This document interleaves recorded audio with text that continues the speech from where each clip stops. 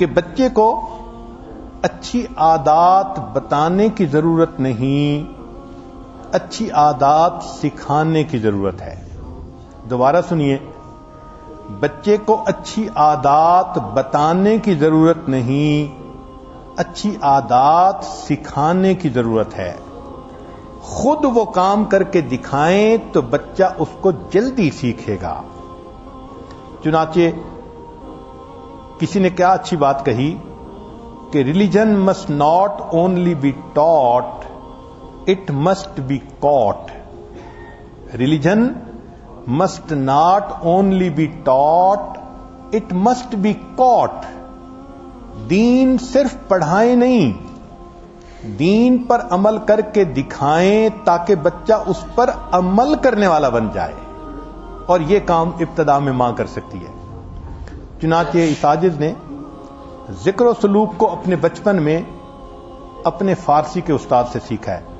ہمارے ایک مفتی صاحب تھے، انہوں نے پند نامہ پڑھایا تھا بہت بچپن میں، اور اتنا بتایا تھا کہ ایک بڑے ولی تھے خواجہ فرید الدین عطار رحمۃ اللہ علیہ، انہوں نے تذکرۃ الاولیاء کتاب لکھی، انہوں نے پند نامہ لکھا ہے۔ تو جب مجھے بچپن میں یہ پتہ چلا کہ یہ ایک ولی کی کتاب ہے لکھی ہوئی اور اولیاء پہ تذکرہ لکھا، تو اولیاء کے تذکرے تو ماں باپ سے پہلے سے سنتے تھے، ایک شوق پیدا ہو گیا۔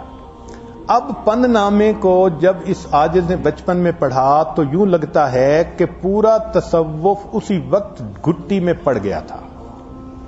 پھر باقی ساری زندگی میں نے پند نامہ کی تفصیل ہی پڑھی ہے۔ پھر اس کو جب میں نے اپنے ماں باپ کی زندگی میں دیکھا تو پریکٹیکل اس تصوف کا وہاں دیکھا۔ اب آپ کو کچھ مثالیں دیتے ہیں تاکہ بات اچھی طرح سمجھ آ جائیں کہ اس عاجز نے اپنی والدہ سے بہت باتیں سیکھیں۔ ان میں سے 3 باتیں: دنیا سے بے رغبتی، اتنی بے رغبتی کہ یہ عاجز جب فیکٹری کے اندر مینیجر تھا، بہت تنخواہ تھی، ٹکا کے پیسے تھے، اپنی والدہ کو بھی دیتا تھا۔ میری والدہ نے پوری زندگی مجھ سے کبھی پیسے مانگنے کا تذکرہ ہی نہیں کیا، پوری لائف میں۔ آپ حیران ہوں گے، انسان پہ کبھی اچھا حال، کبھی برا، کبھی یہ ضرورت، کبھی وہ ضرورت۔ میں نے اپنی پوری لائف میں اپنی والدہ کی زبان سے یہ نہیں سنا بیٹا مجھے یہ چاہیے، مجھے اتنی ضرورت ہے۔ جو میں جا کے ان کی جیب میں ڈال دیتا تھا، والدہ میرے سامنے گنتی بھی نہیں تھی۔ تو والدہ کے اس خلق سے میرے دل میں دنیا کی اتنی بے رغبتی آئی کہ میں بتا نہیں سکتا۔ زہد انہوں نے سکھا دیا، ورنہ عورت تو بچے سے کہتی ہے اتنی تنخواہ ہے، اتنی مجھے دو، اتنی ادھر دو، کمانڈ کرتی ہے۔ مگر اس والدہ نے بتلا دیا کہ دیکھو دنیا سے بے رغبت ہونا ہی اصل ولایت ہوتی ہے۔ دوسری بات، مہمان نوازی۔ والدہ اتنی مہمان نواز تھیں کہ ہم حیران ہوتے تھے، حتیٰ کہ مہمان آتے تھے تو گھر کا کھانا جو پکا ہوا ہوتا تھا سارا ان کو کھلا دیتی تھیں، اور بچوں کے لیے بعد میں دوبارہ پھر پکاتی تھیں، اور ہمیں اشارے کرتی تھیں کہ خبردار آپ میں سے کسی نے بات نہیں کرنی، آپ ایک کمرے میں جا کے بیٹھ جاؤ، مہمانوں کو احساس بھی نہ ہو کہ یہ بچوں کے لیے کھانا بنایا گیا تھا۔ تو مہمان نوازی کی انتہا دیکھی۔ مجھے آج بھی یاد ہے، میری عمر اس وقت کوئی 2 سال 2.5 سال ہوگی، مجھ سے ایک بڑی بہن ہے، ان کی عمر مجھ سے کوئی 2 سال زیادہ تھی، 4 سال ہوگی۔ ایک سردیوں کی رات تھی، اور اچانک ہمارے کچھ واقف لوگ تھے دیہات میں، ان کا کوئی بندہ جس کو کہ کوئی ہارٹ اٹیک ہوا یا کیا ہوا، اور وہ اس بندے کو لے کر شہر آ گئے۔ اب جب چلے تو ماشاءاللہ کوئی 25-30 بندے ساتھ تھے ان کے، مرد عورتیں۔ اچانک دروازہ کھٹکھٹایا گیا، بڑے بھائی باہر نکلے تو پتہ چلا کہ جی واقف لوگ ہیں، 25-30 مہمان آ گئے ہیں۔ اب ہر گھر میں 25-30 بندوں کو سلانے کا انتظام تو نہیں ہوتا، مگر والدہ صاحبہ نے اسی وقت سب کو مختلف کمروں میں بیڈ لگا کر دیے، بستر لگا کر دیے، جو بچوں کے پاس بستر تھے وہ بھی ان کو دے دیے، اور میری بڑی بہن کی شادی کے لیے جہیز امی نے بنایا تھا. جہیز کے نئی رضائیاں، نئے کمبل، نئی چیزیں وہ بھی ان کو اٹھا کے دے دی. اب ہم حیران ہو کے دیکھ رہے تھے کہ مہمانوں کو چاہیے تھا انفارم کرتے، مہمان دیکھتے رات کا وقت جانے کا ہے یا نہیں. ہمارے ذہن میں سوال پیدا ہو رہے تھے، اور امی تھیں کہ بس مہمان آ گئے، ان کو جلدی سلاؤ، ان کو جلدی کرو. امی نے سارے گھر کے بستر، کمبل، چادر ان 25-30 مرد عورتوں کو دے کے جب سلا دیا تو میں اور میری بہن ہم دونوں ایک جگہ بیٹھے ہوئے سردی سے ٹھٹھر رہے تھے. امی آئی اور کہنے لگی بچوں تم بھی اب لیٹ جاؤ. تو امی نے ہمیں لٹا دیا. تو گھر میں گندم کی بوری پڑی تھی جس میں گندم تھی اور وہ خالی تھی. تو امی نے وہ بوری اٹھا کر ہم دونوں کے اوپر ڈال دی. ہم نے سردی کی وہ رات خالی بوری جو گندم کی ہوتی ہے، جوٹ بیگ، اس کے اندر سو کر گزاری. مگر ماں نے سکھا دیا بیٹا مہمان نوازی کس کو کہتے ہیں. پھر اپنے نیک عملوں کو چھپانا ماں سے سیکھا.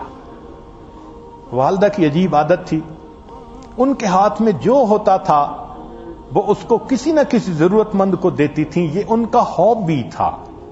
ہمیں پتہ بھی نہیں ہوتا تھا کس کس کو دیتی ہیں. لیکن ان کی وفات کے بعد 2 واقعات جو سامنے آئے اس سے حیرت ہوئی کہ کس طرح وہ اپنے عملوں کو چھپاتی تھیں. پہلا واقعہ کہ ان کی وفات کے کوئی 1 ہفتے کے بعد ایک عورت آئی اور گھر میں آ کر وہ میری بہن کے سامنے بہت روئی اور پھر اس نے یہ واقعہ سنایا. کہنے لگی کہ میں ایک مرتبہ آپ کی امی کے پاس دعا کروانے کے لیے آئی کہ میرا خامن مجھے خرچہ نہیں دیتا، یہ نہیں کرتا، تنگ کرتا ہے، ستا مارتا ہے. تو امی نے دعا بھی کر دی. پھر اس کے بعد انہوں نے ہر مہینے مجھے کچھ خرچے کے پیسے بھی دینے شروع کر دیے. تم میرے لیے بیٹی کی مانند ہو، مائیں بیٹی کو پیسے دیتی ہیں، کوئی ایسی بات نہیں، تم کسی کو مت بتاؤ، بس آ جانا مجھ سے لے جانا. تو آپ کی امی مجھے ہر مہینے وہ کچھ نہ کچھ خرچہ دیتی تھیں جس سے کہ میری پاکٹ منی چلتی رہتی تھی. کہنے لگی کہ ایک مرتبہ میں ایسی کاموں میں الجھی کہ میں آپ کی امی کے پاس جا ہی نہیں سکی. تو آپ کی امی بھی نہیں آ سکتی تھیں، فاصلہ تھا. قدرتاً میری بہن وہ آپ کی امی کے پاس دعا کروانے گئیں. تو دعا کروانے کے بعد آپ کی امی نے اس کو پیسے دیے اور کہا کہ یہ تمہاری بہن کے پیسے مجھے دینے تھے، میں پہلے دے نہیں سکی، معذرت کر دینا اور بہن کو پہنچا دینا. بہن آئی اور اس نے آ کے مجھے پیسے دیے. بھئی تمہارے پیسے انہوں نے دینے تھے، وہ معذرت بھی کر رہی تھی کہ دیر ہو گئی، لے لو. کہنے لگی میں سوچتی رہی کہ میرے پیسے تو نہیں دینے تھے. پھر جب میں نیکسٹ ٹائم ملی تو میں نے کہا کہ اماں آپ نے مجھے یہ کیسے پیسے بھیجے، میرا تو قرضہ نہیں دینا تھا. تو والدہ نے کہا دیکھو وہ آپ کی بہن ہے، اگر میں اس کو کہتی کہ میں تمہاری بہن کو دیتی ہوں تو اس کی نظر میں تمہاری شخصیت جو تھی وہ ہلکی ہوتی. تو میں نے یوں کہہ دیا کہ میں نے پیسے دینے تھے تاکہ تمہاری بہن سمجھے کہ یہ قرض ہے جو میں تمہاری بہن کو واپس لوٹا رہی ہوں. نیکی بھی کی مگر ایسی طریقے سے کہ پتہ بھی نہ دوسرے بندے کو چلے. اور دوسرا واقعہ مجھے میری بڑی بہن نے بتایا کہ امی آخری علالت بیماری کی حالت میں تھیں. اس وقت ذرا پیدل چلتی تھیں تو سانس چڑھ جاتا تھا، بڑھاپا تھا، عمر بھی بہت زیادہ ہو چکی تھی. تو امی ایک محلے دار عورت کا نام لیتی تھیں کہ وہ اتنے دن ہو گئے کبھی اس کا حال کا پتہ نہیں چلا، پتہ نہیں کس حال میں ہے. مجھ سے پوچھتی تھیں تمہیں کبھی ملی؟ تو میں نے کہا نہیں مجھے کبھی نہیں ملی. اچانک ایک دن میں آ رہی تھی راستے میں تو مجھے وہ عورت مل گئی. تو میں نے اسے کہا کہ میری والدہ تو تمہیں یاد کرتی ہے.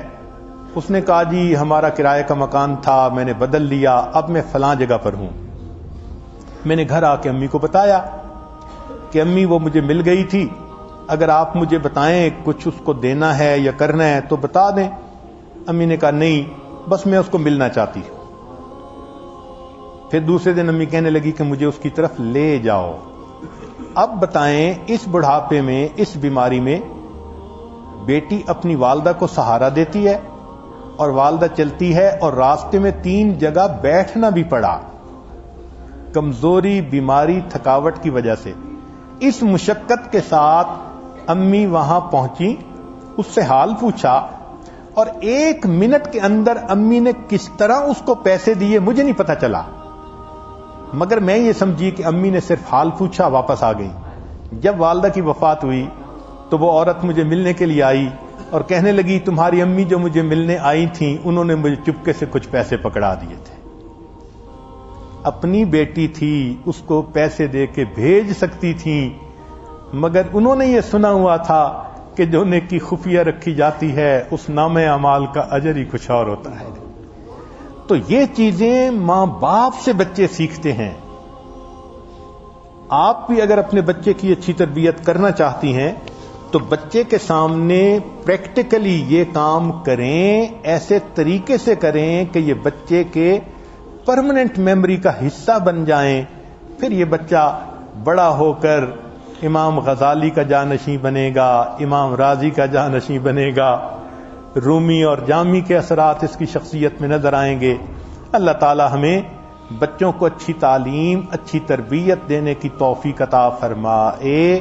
وآخر دعوانا ان الحمد للہ رب العالمین۔